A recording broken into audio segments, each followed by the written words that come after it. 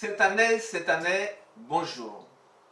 Toujours dans le but de vous apporter une information objective et vérifiable qui nous a permis de démontrer que le soi-disant déficit n'est que fiction, nous vous dévoilerons maintenant l'inexistence du gouffre financier dont ils vous rabattent les oreilles depuis 5 ans. Toujours selon Mme Sainte-Agathe et Jean-Michel Gémieux, la preuve de ce soi-disant gouffre se trouverait dans la révélation d'une dette fournisseur de 2 millions d'euros. Cette dette, nous l'assumons.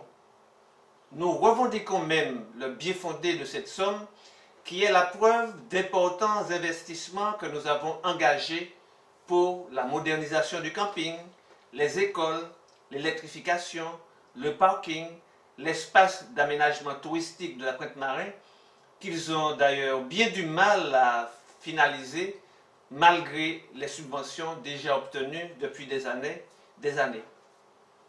Mais nous contestons par contre et nous dénonçons la mauvaise foi dont ils font preuve en mettant en avant les dépenses sans faire état des recettes pour tromper la population.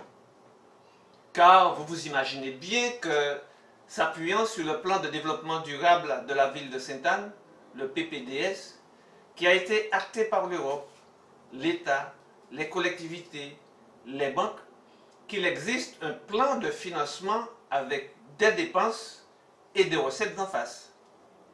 Et ce plan de financement montrait par ailleurs que pour certains investissements, la ville n'apportait que 5% comme pour l'église, alors qu'actuellement, il varie entre 30 et 70%.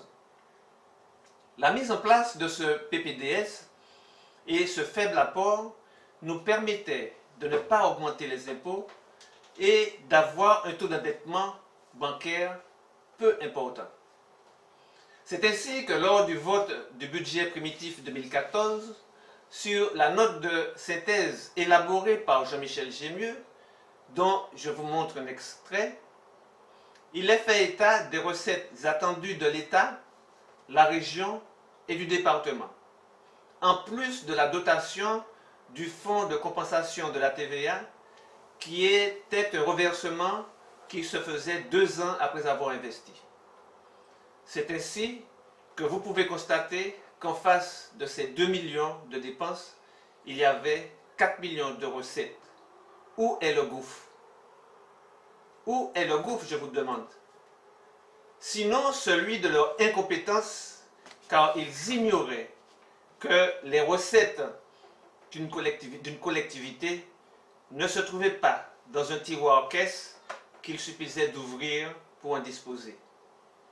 S'il y a eu gouffre, c'est eux-mêmes qui l'ont creusé en ne faisant pas le nécessaire pour faire entrer ces subventions.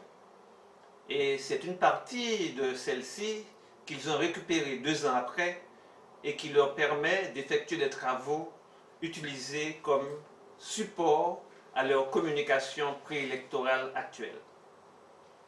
Alors, sur les vidéos suivantes, nous vous ferons apparaître la véritable face du budget 2019 et de notre vision de l'avenir de Sainte-Anne. Je vous remercie de votre attention.